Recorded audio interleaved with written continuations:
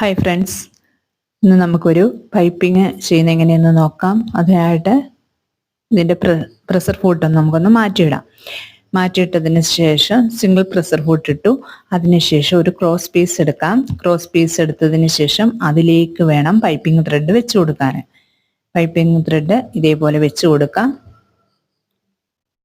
കറക്റ്റായിട്ട് വെച്ച് നടുമടക്കി എടുക്കുക. അതിനുശേഷം കാണി ഒന്ന് ചെറുതാക്കിയിടണം. തീരെ ചെറുതാക്കി കാണി ഇട്ടതിന് ശേഷം വേണം നമ്മളത് തയ്ച്ചെടുക്കാൻ. കണ്ടില്ലേ, ഇതേപോലെ വീഡിയോയിൽ കാണിക്കുന്ന അതേ രീതിയിൽ തന്നെ സ്റ്റിച്ച് ചെയ്തെടുക്കാം.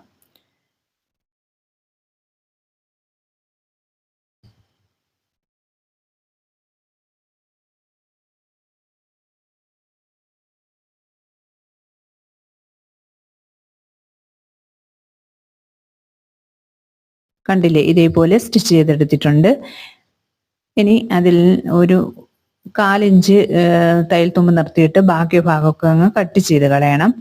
അതിനുശേഷം വേണം നല്ല തുണിയിലേക്ക് അറ്റാച്ച് ചെയ്യാൻ.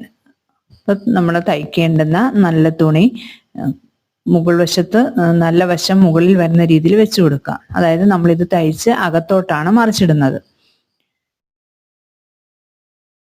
അതിനുശേഷം നമ്മൾ ആ തയ്ച്ചെടുത്തിരിക്കുന്ന പൈപ്പിങ്ങിൻ്റെത് ഇതേപോലെ വെച്ച് കൊടുക്കുക. വീഡിയോയിൽ കാണിക്കുന്ന അതേ രീതിയിൽ വെച്ച് കൊടുക്കുക. വെച്ച് കൊടുത്തിട്ട് ഇതേപോലെ സ്റ്റിച്ച് ചെയ്തെടുക്കുക. വീഡിയോയിൽ കാണിക്കുന്ന അതേ രീതിയിൽ തന്നെ സ്റ്റിച്ച് ചെയ്തെടുക്കുക. സ്റ്റിച്ച് ചെയ്യുമ്പോഴത്തേന് ആ ഓപ്പൺ വശമാണ് വെളിയിലേക്ക് നിൽക്കുന്നത് കേട്ടോ. അപ്പം ഇതേപോലെ സ്റ്റിച്ച് ചെയ്തെടുത്തിട്ടുണ്ട്. ഇനി ഇത് നമുക്ക് തിരിച്ചിടണം. തിരിച്ചിട്ടിട്ട് ഓരത്തോടെ ഒരു സ്റ്റിച്ച് കൂടെ കൊടുക്കണം.